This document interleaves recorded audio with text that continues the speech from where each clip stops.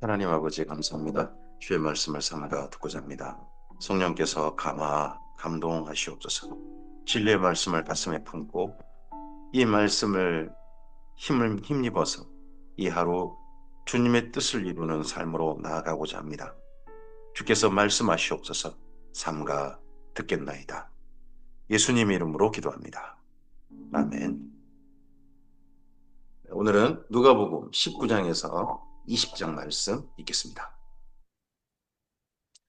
누가복음이 예루살렘의 행적, 드디어 예루살렘 도착해서 마지막 행적을 기록하고 있습니다.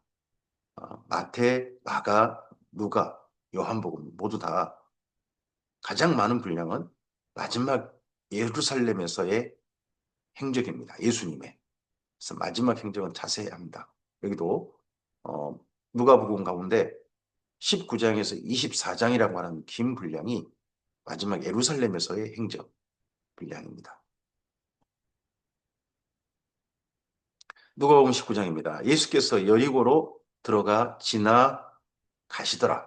삭개오라 이름하는 사람이 있으니 세리장이요 또한 부자라. 그가 예수께서 어떠한 사람인가 하여 보고자 하되 키가 작고 사람이 많아 할 수 없어 앞으로 달려가서 보기 위하여 돌 무화과 나무에 올라가니 이는 예수께서 그리로 지나가시게 되밀어라. 네. 돌 무화과 나무 그런 나무일 것이다라고 대부분 다 그렇게 생각을 좀 가지고 있고 하죠. 여리고에 가면 이 나무입니다라고 어, 하는 성지순례 가면 꼭 그 지나가는 나무가 있습니다. 근데 그 나무는 이런 종류 나무입니다. 뭐 이런 뜻이겠죠. 네. 그 전에 2000년 전 나무가 지금까지 있을 수 없으니까요. 이런 종류 나무입니다라고 해서 있는데 여리고는 이중으로 되어 있다고 합니다. 안 여리고가 있고 밖에 여리고가 있고 하는데 먼저 그 여리고로 맨 처음 들어가기 전에 입성하는 그런 곳에서는 바르디메오가 있었고 내부 여리고에는 여기 삭개오가 있었습니다. 삭개오는 세리장이니까 세금 거두는 업체 그쪽 협회 사장님 회장님이신 거죠. 그러니까 뭐 이스라엘 민족으로 보면 정말 구원받지 못할 세리 중에서도 저 사람은 진짜 구원받지 못해라고 하는 사람인데 이름이 삭개옵니다. 사카이 이 말이 예, 거룩하다 구별되다라는 뜻입니다. 이름 예수께서 그곳에 이르사 쳐다보시고 이르시되 삭개오야 속히 내려오라 내가 오늘 내 집에 유하여야 하겠다 하시니 급히 내려와 즐거워하며 영접하거늘 무사람이 보고 수군거려 이르되 저가 죄인의 집에 유하러 들어갔도다 하더라. 어. 앞서서 마태하고 식사할 때도 그러고 그 이후에 세리들과 죄인들이 예수님께 몰려올 때도 그러고 여기 삭개오네 집에 갈 때도 그러고 수군거립니다. 이 생각에서 벗어나지 못합니다. 모르겠습니다. 제자들도 이런 못마땅한 시각으로 봤을지도 모르겠습니다. 예수님께서는 한결같이 말씀하십니다. 의인을 부르러 온 게 아니고 죄인을 부르러 왔고 병든 자를 위해서 오셨다. 이 삭개오를 향하신 예수님의 시각, 마태, 그들을 향한 예수님의 시각이 우리에겐 좀 상당히 생각해 볼 만한, 우리가 사람들을 바라보고 세상을 바라보는 우리 시각이 있어서 생각해 볼 만한 중요한 시각입니다. 삭개오가 서서 주께 여짜오되 주여 보시옵소서. 다시 여기 삭개오의 집에 예수께서 앞에서 그러시고 5절에서는 예수께서 있지만 삭개오가 말할 때는 주께 여짜오되 주께 여짜오되 내 소유의 절반을 가난한 자들에게 주겠사오며 만일 누구의 것을 속여 빼앗은 일이 있으면 네 갑절이나 갚게나이다. 이게 구약 성경에 있는 말씀이죠. 그대로 율법으로 실천하겠다. 예수께서 이르시되 오늘 구원이 이 집에 이르렀으니 이 사람도 아브라함의 자손이니로다. 이 사람도 아브라함의 자손이다. 이스라엘 민족은 이 사람은 아브라함의 자손 아니다. 한 생각을 하는데 예수님께서는 이 사람도 아브라함의 자손이다.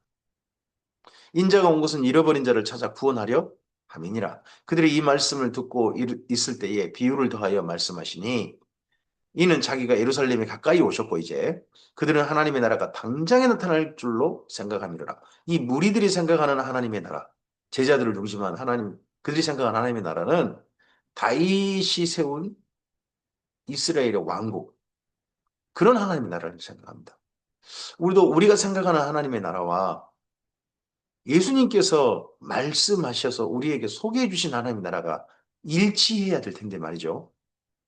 서로 다른, 이름은 똑같은데 하나님의 나라인데 전혀 딴 거라면 참 이거 걱정스러운 거죠. 이르시되 어떤 귀인이 왕위를 받아가지고 오려고 먼 나라에 갈 때에 그 종려를 불러 은화 열 문화를 주며 이르되 내가 돌아올 때까지 장사하라 아니라.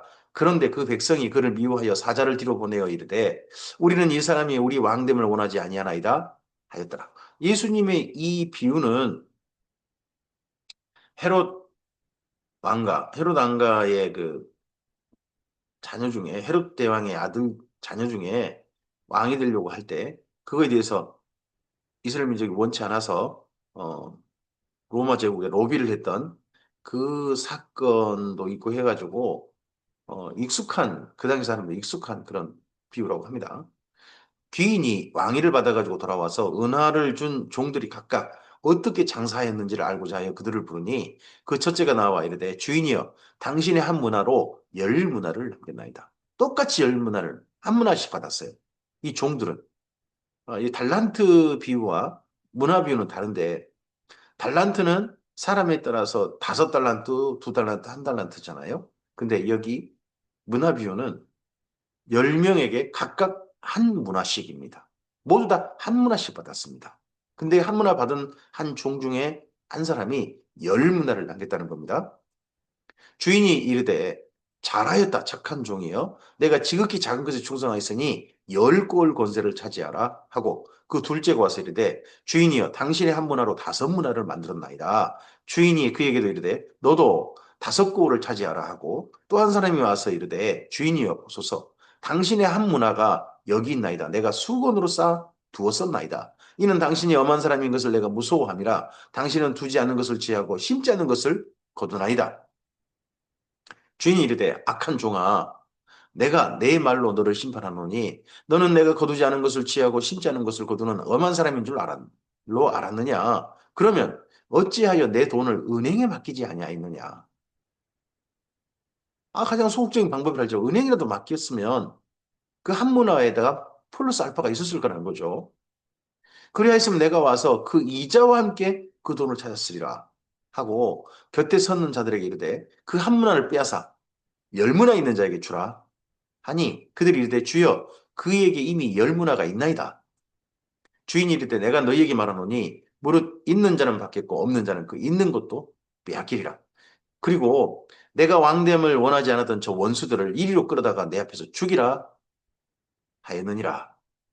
이 비유를 여기 지금 삭개온의 집에 들어간 거에 대해서 예수님께 그 집에 머무르고 그리고 삭개오가 정말 예수님께 자기 지난 세리로서의 삶에 대한 통렬한 반성과 그리고 자기가 거둬들였던 모든 것들 사실 조금 부정이 많았겠죠. 그 모든 것들에 대해서 다시 돌려줌이라든지 배상이라든지 이런 얘기 하는 것에 대해서 사람들은 발갛게 들으려고 하지 않고 또 그리고 예수님께서 지금 여기 바로 여리고 아닙니까? 예루살렘에 올라가기 바로 밑이란 말입니다. 이번에 예루살렘 올라가면 그들 생각에는 자기들이 생각하는 하나님의 나라가 이루어질 걸로 생각합니다. 근데 예수님께서 그런 사람들에게 여기 왕위를 얻기 위해서 간 귀인 이 비유를 하시면서 두 종류의 사람들이 있어야 합니다. 한 문화를 맡은 사람들, 종들 그리고 이 귀인을 거꾸로 영접하지 않으려고 했던 도리어 해방하려고 했던 사람들 이야기합니다. 예수님의 이번 예루살렘 행적도 예수님께서 왕으로서 입성하실 터인데 하나님의 나라로 입성하실 터인데 이에 대해서 회방하는 자들이 있습니다. 그리고 다시 예수님과 함께 올라갔던 자들은 그가 진정한 왕으로 오실 때까지 기다려야 합니다. 한 문화를 맡은 자로서. 오늘 우리들은 한 문화 맡은 자들입니다. 각각 모두가 한 문화씩을 맡은 자들입니다. 우리의 삶에는 주님께서 기대하시는 건 남기는 겁니다. 가만히 있는 게 아니라 그걸 가지고 일하는 것입니다. 적극적으로 일하는 것입니다. 얼마가 남길지는 각각의 역량에 달려 있습니다. 중요한 건 가만히 있지 않는 겁니다. 일하는 겁니다. 예수께서 이 말씀을 하시고 예루살렘을 향하여 앞서서 가시더라. 여기까지 가이사랴 빌립보 신앙고백 사건 이후 예수님께서 승천하실 기약이 가까움에 결심하시고 예루살렘을 향하셔서 계속해서 예루살렘을 향하여 라고 여기 누가복음을 쓰고 있습니다. 마치고 내비게이션 같죠? 감람원이라 불리는 산 쪽에 있는 벳바게와 베다니에 가까이가 있을 때에 제자 중 둘을 보내시며 이르시되 너희는 맞은편 마을로 가라. 그리로 가면 아직 아무도 타보지 않은 나귀 새끼가 메어 있는 것을 보리니 풀어 끌고 오라. 만일 누가 너희에게 어찌하여 푸느냐 묻거든 말하기를 주가 쓰시겠다 하라 하심에 보내심을 받은 자들이 가서 그 말씀하신 대로 만난지라. 나귀 새끼를 풀 때에 그 임자들이 이르되 어찌하여 나귀 새끼를 푸느냐. 임자들이라고 말을 하고 있습니다. 그래서 이에 대해서 이제 견해가 두 가지가 있습니다. 하나는 진짜 이 나귀의 주인이다 하는 게 있고 이 벳바게라는 마을은 이 명절 때 같은 때 이 나귀들을 많이 가지고 있는 사람이 있어서 그들이 예루살렘에 가는 사람들의 짐을 날라주거나 사람을 날라주는데 이 호송수단으로 나귀를 그때 돈벌이 수단으로 굉장히 사용한다고 합니다.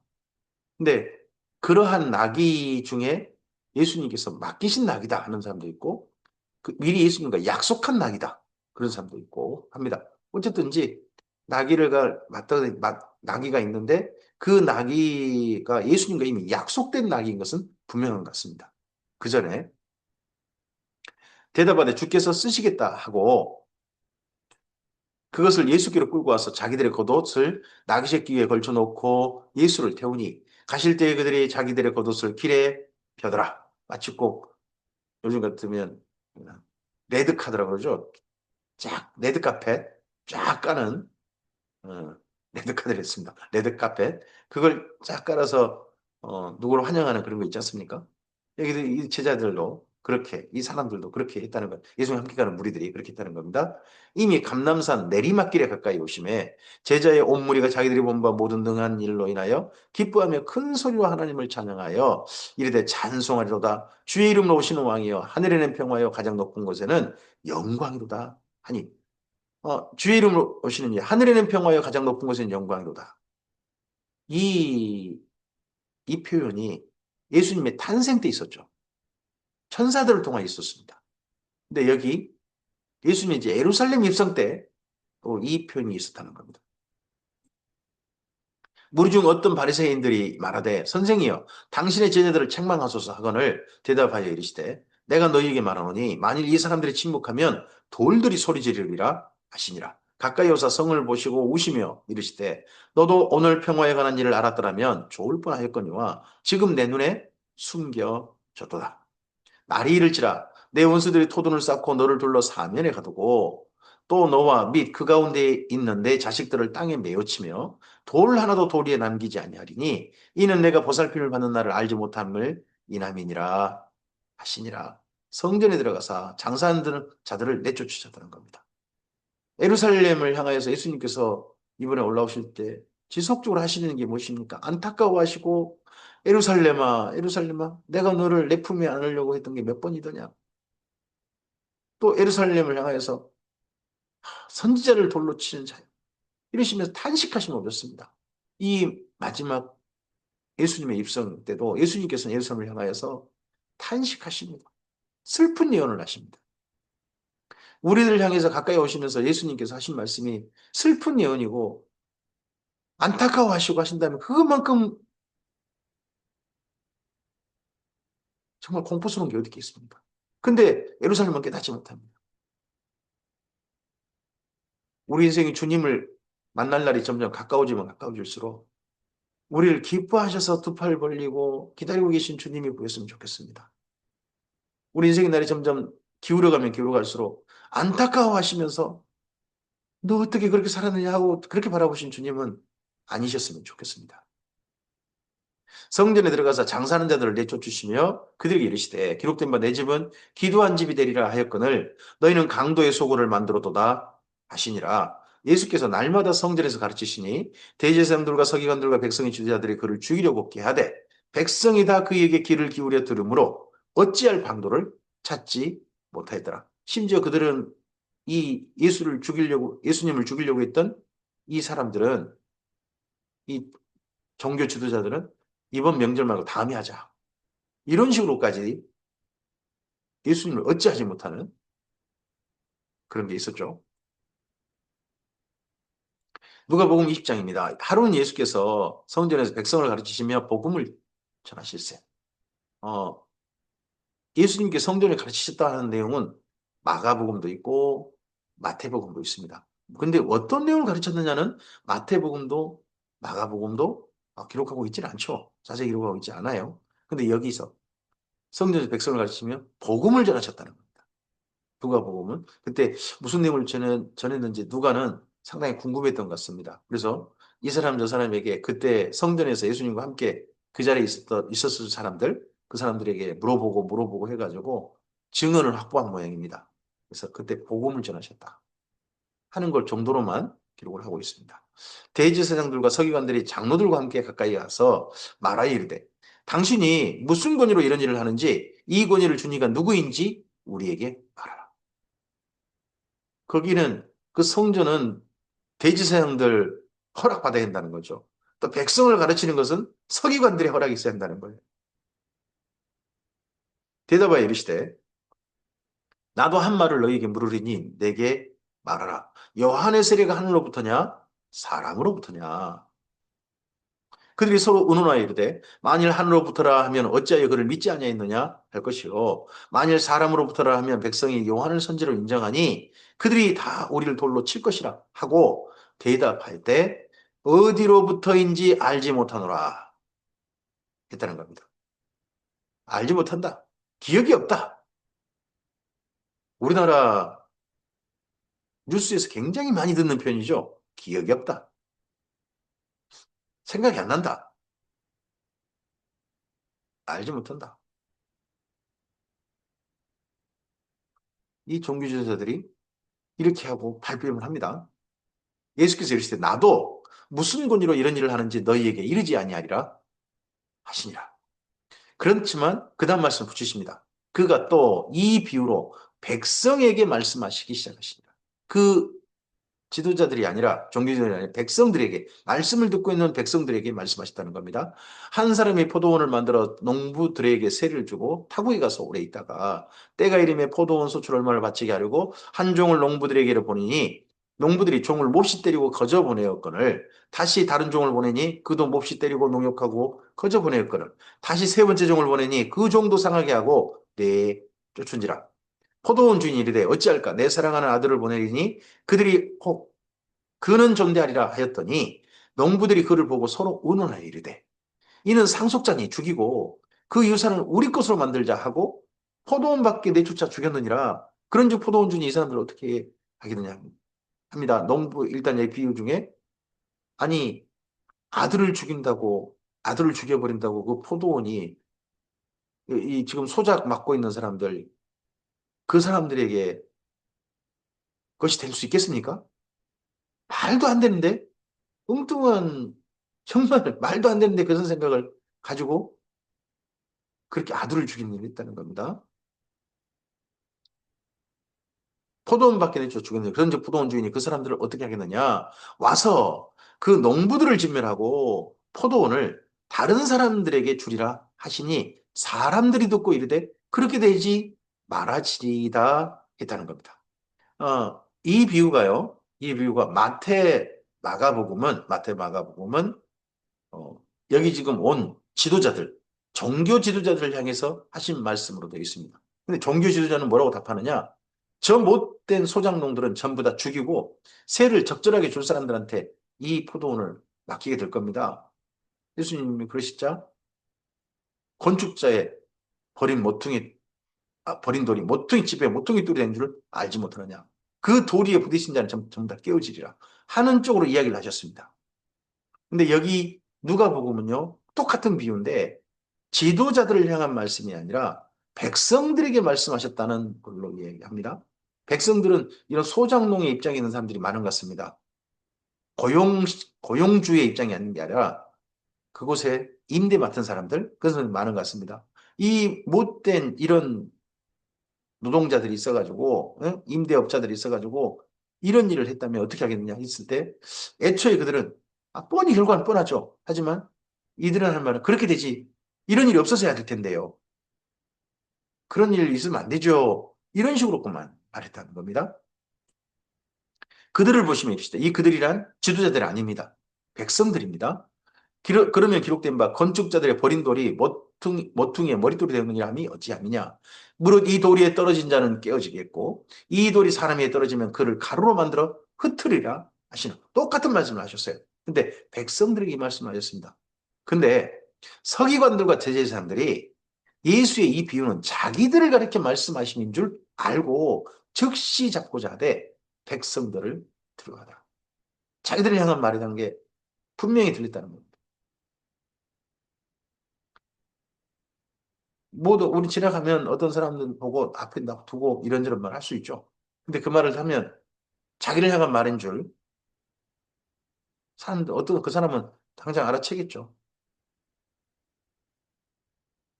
이에 그들이 엿보다가 예수를 총독의 다스림과 권세 아래 넘기려 하여 정탐들을 보내요. 그들은 그들로 스스로 의인인 체하며 예수의 말을 책잡게 하니 그들이 물어 이르되 선생님이여 우리가 아노니 당신은 바로 말씀하시고 가르치시며 사람을 외모로 취하지 아니하시고 오직 진리로서 하나님의 도를 가르치시나이다.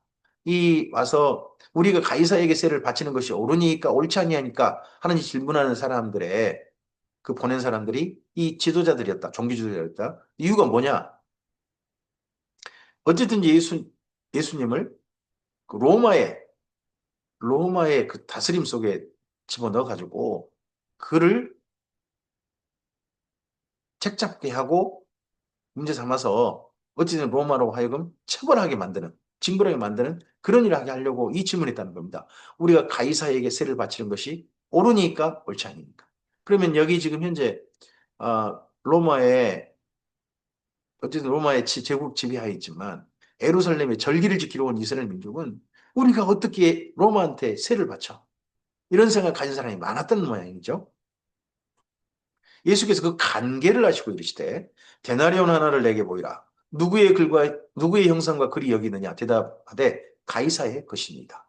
이르시되 그런즉 가이사의 것은 가이사에게 하나님의 것은 하나님께 바치라 하시니 그들이 백성 앞에서 그의 말을 능히 책잡지 못하고 그의 대답을 놀랍게 여겨 침묵하니라. 이 예수님 어쨌든지 양날의 검이죠.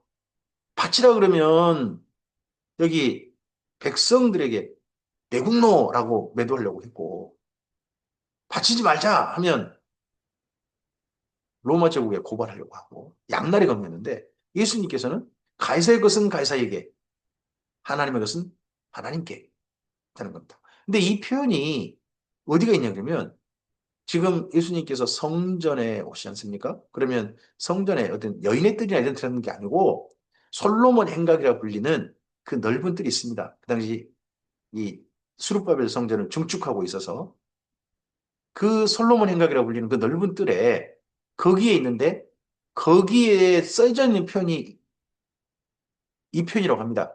가이사의 것은 가이사에게 하나님의 것은 하나님께. 왜냐 그러면 세계 곳곳에서 로마 제국 곳곳에서 온 사람들이 자기 나라 자기 지역에 쓰고 있는 돈을 그대로 바치지 말라고 하는 겁니다. 환전하라는 겁니다. 반드시.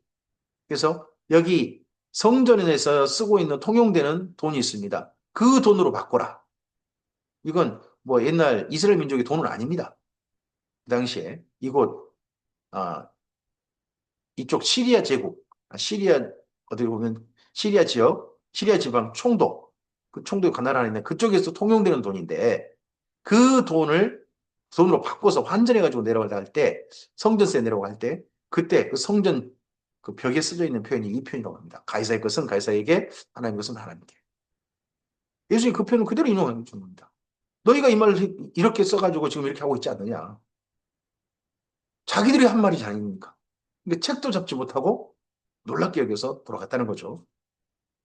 부활이 없다고 주장하는 사두개인 중 어떤 이들이 와서 물어 이르되, 어쨌든 예수님을 무너뜨려야 되니까 또 다른 질문을 합니다.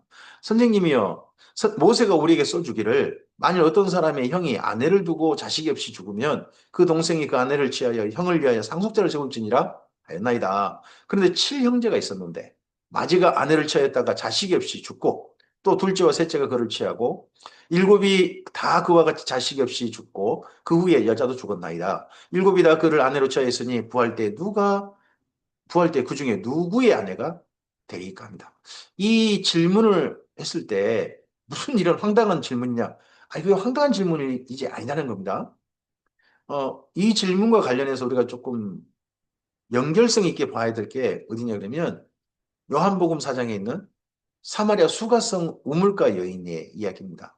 그의 남편이 다섯이고 현재 있는 자 그의 남편도 아니다 하는 이야기를 어떤 방탕한 여인, 성적으로 굉장히 문란한 여인, 그렇게 우리 생각을 가질 수도 있습니다만은 그렇지 않고 여기와 똑같은 형사치수제, 형이 죽었을 때 아내 동생이 그 형수를 맞아들여서 대를 잇게 하려고 하는 그런 이스라엘 민족의 관습법.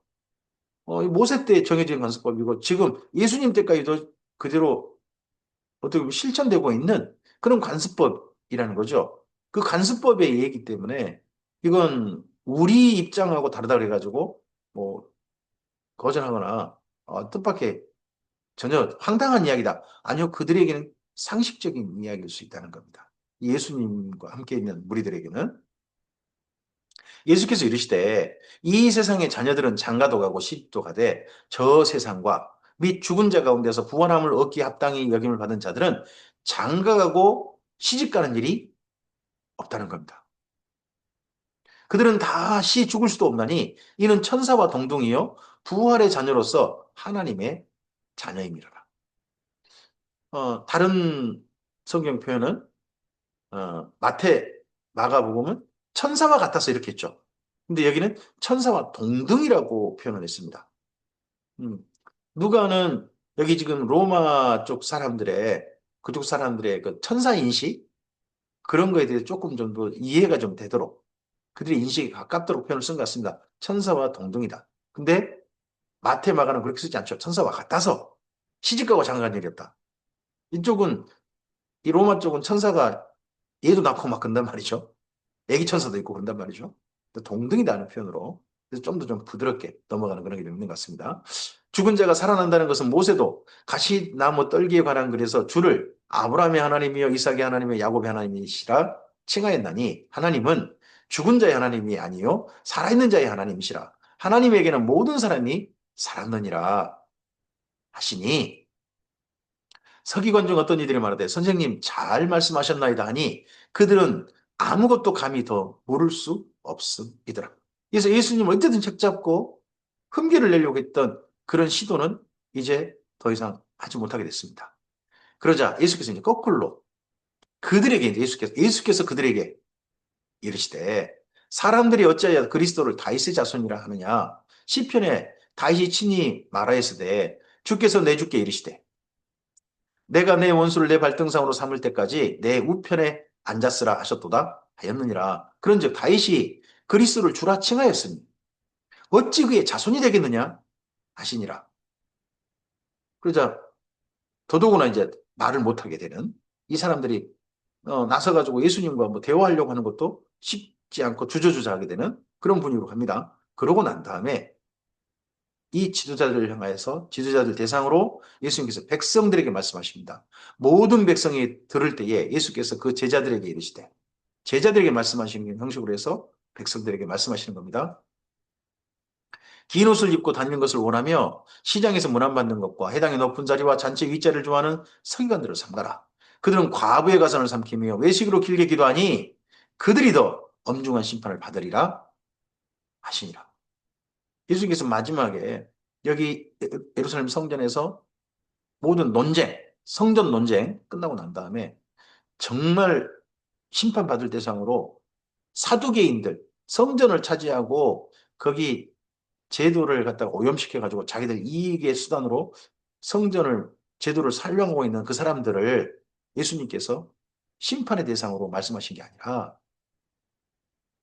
그들한테 그걸 눈 감아주고 종교 제도를 이용해서 자기들 돋보이려고 하고 자기들 높임 받으려고 하고 자기들 재산 증식하려고 하는 이 바리새인들에 대해서 예수님께서는 엄중한 심판을 명하셨습니다. 진짜 심판받아야 할 대상은 저 바리새인들이다.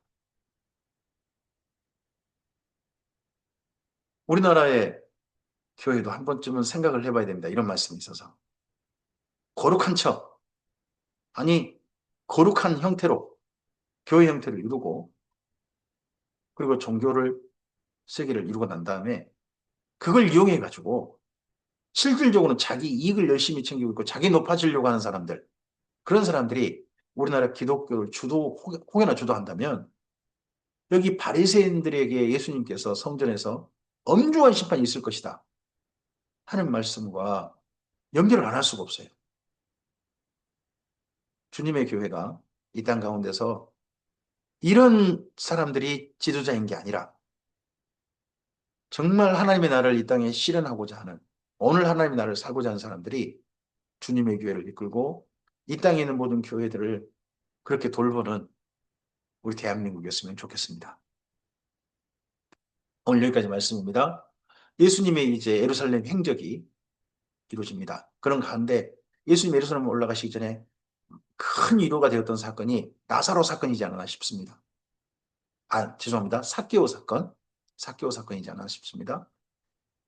주님께서 그리고 그 걸음을 향해서 사람들은 예수님께서 이루실 하나님의 나라에 대해서 오해하는데도 불구하고 진정한 하나님 나라를 위하여서 사람들이 기대하는 하나님 나라는 아닙니다. 하나님께서 정말 이루고자 하시는 그 하나님 나라를 위해서 예루살렘에 올라가십니다.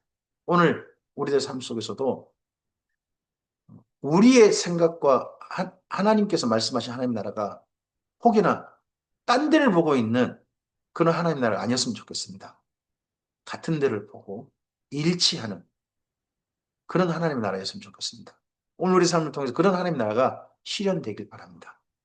그러한 나라로 나아가고자 할 때 논쟁도 있을 수 있다고 봅니다. 주께서 그런 가운데서 올바르게 볼 수 있도록 우리를 도우실 줄 믿습니다. 그리고 바르게 주님의 나라의 삶을 살 수 있도록 성령님 통하여 도우실 줄 믿습니다. 일하신 주의 선하시는 해가 이 하루도 우리 모두에게 가득하기를 바랍니다. 감사합니다.